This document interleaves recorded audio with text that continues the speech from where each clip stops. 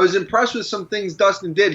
I threw a couple combinations in my fight that it looked like Dustin had watched, and he would throw a double jab and a right hand, and for him it's a left hand, and he would step forward with that and then come with the hook, and that's when he landed that shot. I think it was a similar combination. So I wonder if he had seen that and picked up on it, and that's what he used. But then the guillotine it looked like it was somewhat tight. I think Khabib was not sure. I don't know. I think he has been there before, and he stayed calm, and he kind of knew he was struggling a little bit, but I don't think it was as tight. Everyone at McCann's we were at McCann's bar right here. The place was packed, and everyone was oohing and on when they locked up. But it looked like once Khabib got out of that, the momentum just switched, and Poirier kind of he blew his load and wanted to get out of there. Let me tell you, that guillotine, I was the second row. I was facing exactly where it was, tight as fuck. It was. Al, I'm telling you, I swear to God, I thought, because Khabib was trying to pass still, like, towards where it was, towards the side of the head being trapped. And that's pretty much impossible unless the guy has the total shitty grip or whatever. You know that, Al. He wasn't trying to pass the opposite way because Dustin had his leg up. So he was trying to pass that way. That wasn't working. And those chokes, those guillotines are the tightest when it almost looks like the head's going to pop out. Yes. So I've seen where the angle I was looking at is where the head was trapped.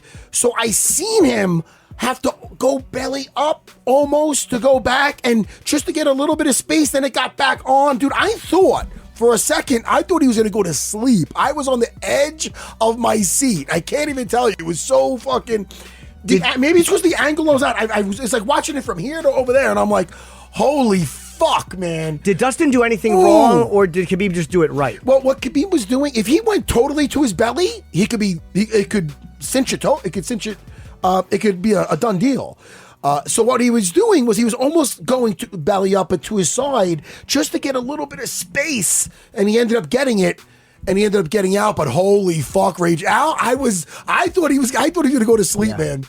But when he fell to his hip and was defending it. Yes. Right as he was falling to his hip, I was like, holy shit, he's going out. Dude, it was but scary. Then you could see he was working to pass, and his defense, he fell to his hip, and his defense kind of, it gave him a little more room to work. But that was tight. But I think that's what, he really put a lot into that. And then once Khabib got out, I mean, it looked like the choke. He didn't really. It wasn't like he was fighting for his life. It was. I think he kind of. I don't know. It did it.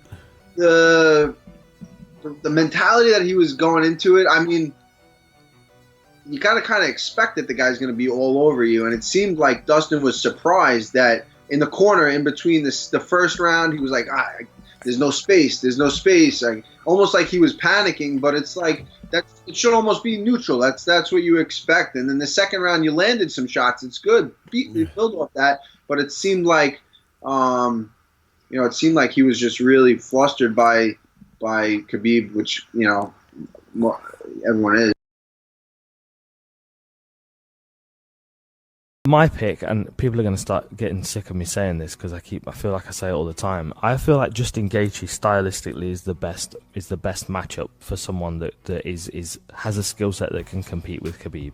Mm-hmm. I think Tony Ferguson is interesting, and I really want to see that fight. But to me, Tony Ferguson is the antithesis of Khabib. He doesn't have the wrestling game that Khabib's got. He's far more unpredictable than Khabib. Like, you kind of know what Khabib's going to do. There's a wildness to his style, but he's going to close distance and take you down and smash you into the fence and tie your legs up, tie your wrist up and beat you up until you offer something to him that he can finish the fight with. With Tony, there's an unpredictability to him, and I feel like he controls the extent of the ranges, the edges of the spectrum. So like the long range stuff, the wild striking, the elbows, and then down to the guard ability, the ability to tie people up and choke them out. My issue with that is that if Khabib can get close enough, it nullifies the wild striking and the spinning elbows and stuff. And I don't remember the last time we saw Khabib in someone's guard. And I feel like that's the only place that Tony Ferguson will be effective off his back against Khabib.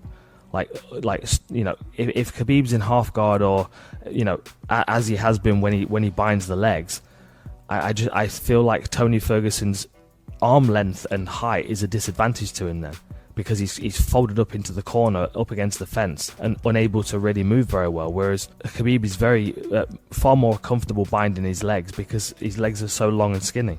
I mean, I've been thinking about this quite a lot. Whereas I feel like Justin Gaethje, because he has that hustle front headlock style of wrestling where he's just always, you know, in your face, like clawing at you. You know, it's a very rough, very aggressive style, and he has the punching power. And I feel like he has the strength of mind to be able to see through a couple of really bad rounds. Like, I mean, I get so much shit online you would not believe when I start picking fault in Khabib's game. It's ridiculous. It's like, because he's unbeaten, people feel like he's unbeatable, and that's not the case. He's an amazing fighter. He's an incredible fighter, one of the best that walks the face of the planet, and probably will be considered always.